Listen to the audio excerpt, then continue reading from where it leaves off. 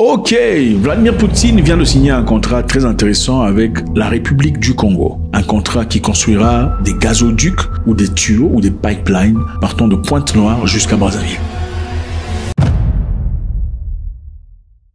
Bravo quoi. Piyama Kofi.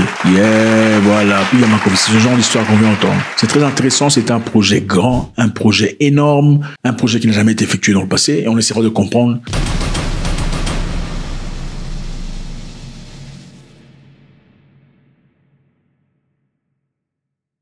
Poutine vient de signer un contrat très intéressant, ratifié en effet. C'est un contrat qu'ils ont exploité, discuté, être là depuis 2 ans. Mais maintenant, ça vient de se faire. Certainement parce que, je ne sais pas si ça a quelque chose à voir avec le fait que Donald Trump a demandé ou a exigé qu'il n'y ait pas accès aux États-Unis d'Amérique pour les Congolais. Enfin, c'est peut-être une des raisons pour lesquelles on dirait, écoutez, désormais, allez vous faire foutre. Bam, on signe avec les Russes. Donc c'est ça. Qu'est-ce qui va se passer? Poutine a signé un accord de ratification entre le gouvernement de la Fédération de Russie et la République du Congo pour la construction d'un oléoduc reliant Pointe-Noire, Lutété, Maluku, Tréchaud sur le territoire de la République du Congo. L'accord évidemment a été ratifié en juin 2025. Cet accord prévoit la construction d'un oléoduc de 1500 km. 1500 km les amis, reliant Pointe-Noire jusqu'à Brazzaville, passant par Maluku, Tréchaud, Lutété et autres. Le projet évidemment, c'est une co-entreprise entre les Russes et les Congolais. C'est-à-dire la Russie va apporter quelque chose, le Congo apportera quelque chose. Mais en ce qui se passe, excusez-moi, je dois lire cette société, Zankenfegozastroi, Zankenftegazstroi, Prométhée, LLC, waouh, aura 90% des parts et la Société nationale de pétrole du Congo, la CNPC, aura 10%. Les Russes auront 90%, le Congo aura 10%. Voilà, c'est choquant, c'est bouleversant, on se pose certainement la question de comprendre comment ça se fait, comment est-ce que les Congolais peuvent signer un contrat aussi illégal, ça n'a aucun sens. On va le découvrir, on comprendra pourquoi c'est fait. Alors, ce qui se passe ici, c'est quoi? On veut transférer le pétrole congolais depuis la côte vers le raffinage. En tout cas, le Congo a une industrie de raffinage. Il y en a un seul, un grand, qui fonctionne très bien. La CORAF ou CORAF.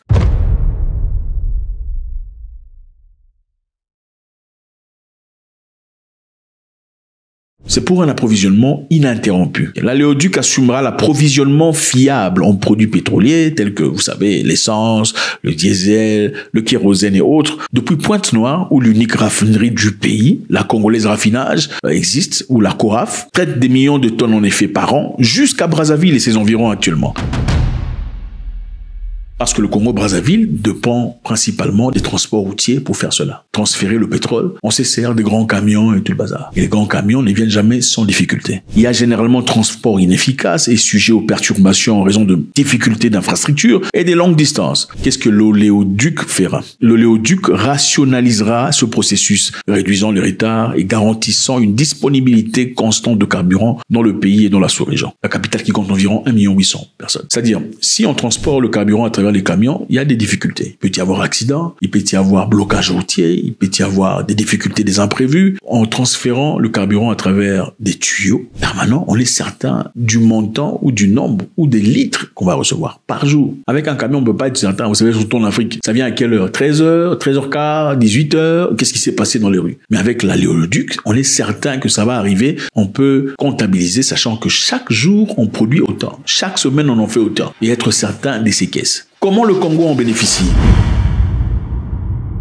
Le transport routier des produits pétroliers sur le vaste territoire de Congo-Brazzaville, de coûts de carburant, de maintenance, de temps. L'oléoduc réduira considérablement ce coût en permettant un transport direct, efficace et ponctuel de Pointe-Noire vers la région de la capitale. Cela pourrait réduire les prix des carburants pour les consommateurs, par exemple, les taximens, toutes les personnes qui se déplacent, même ceux-là qui ont des grosses voitures bref, ça va réduire le prix pour le consommateur et les entreprises. Et ceci aussi, évidemment, vous savez, quand le prix du carburant monte, le prix de tout monte, parce que voilà, le déplacement est très important, c'est inclus dans les frais. Quand le prix du carburant baisse, les prix de tout baissent.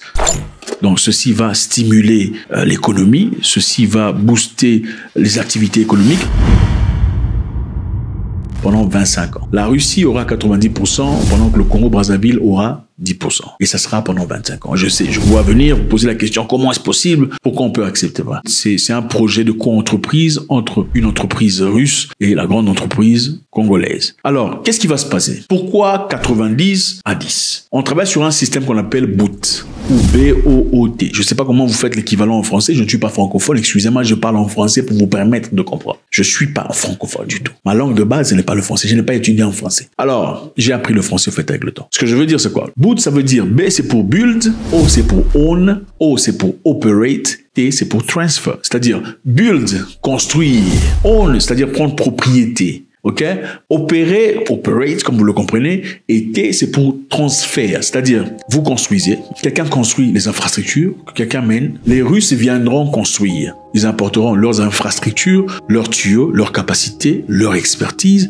Ils apporteront leurs fonds, leur argent, c'est-à-dire le gouvernement brassavillois ne dépensera pas beaucoup d'argent dans ce projet. Ce sont les Russes qui font tout ça. Et après avoir fait ça, on va dans O pour own. Les Russes prendront charge de l'entreprise pendant un temps. Okay? Ensuite, operate, ils vont exploiter l'entreprise. Ensuite, T pour transfer. Après 25 ans, ils vont transférer l'entreprise à Brazzaville. Donc, ils construisent, ils opèrent, ils exploitent et puis ils transfèrent. C'est un bon deal ou pas pendant 25 ans. Mais en attendant, à leur départ, évidemment, après ce transfert, le Congo-Brazzaville aura ses infrastructures à elle. J'espère simplement que quelque part il est écrit dans le contrat que les Brazzavillois ou les Congolais apprendront à manipuler, à fonctionner. C'est-à-dire, en cas de difficulté, on n'aura plus besoin de faire appel aux Russes pour venir arranger. Donc, BOOT, B-O-O-T, c'est ça le projet dans lequel ils sont. Alors, vous posez certainement la question de savoir comment est-ce que le Congo gagne. Évidemment, le Congo gagne dans plusieurs domaines, comme vous le comprenez. Mais premièrement, ce qu'on ne souligne peut-être pas ici, c'est la diversification des marchés.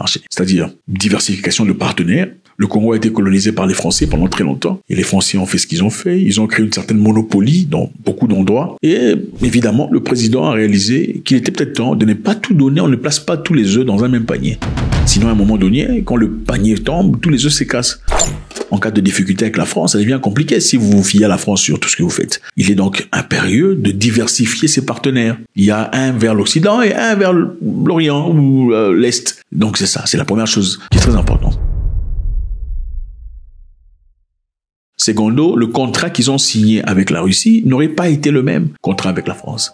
Historiquement, c'est différent. Donc déjà, la France gère certaines entreprises. Il y a Total qui est à Brazzaville et tout le bazar. Mais maintenant, il est important d'apporter d'autres personnes qui apportent des choses complètement différentes. Je vous rappelle que le président Sassou Nguesso était en Russie lors de la dernière fête russe, pendant la présence de tous ces gens-là. Alors, ça fait partie de plusieurs choses à travers lesquelles Congo-Brazzaville sera en train de gagner. Mais aussi, la Russie, évidemment, gagnera dans une diversification de marché. C'est-à-dire, généralement, les Russes avaient tendance à exporter leur carburant chez les Européens et le gaz. Mais maintenant, c'est quand même différent parce que voilà, il y a un nouveau marché en Afrique. Secondo, ça permet aux Russes de s'échapper ou de s'évader des sanctions qui sont établies sur eux. Vous savez, ils sont sanctionnés depuis 2022. Et maintenant, quand ils ont des projets, ils ont des investissements en Afrique, ça ne peut pas être sanctionné. C'est une façon de se cacher des sanctions. En 2022, la Russie avait gagné 71 milliards de dollars, ok, avec le pétrole seulement. Mais avec les sanctions, c'est très difficile. Mais avec ce projet, ça permettra à la Russie de pouvoir se faire de l'argent. Parce que le Congo-Brazzaville sera en train de desservir la RDC, la République démocratique du Congo. Ok, donc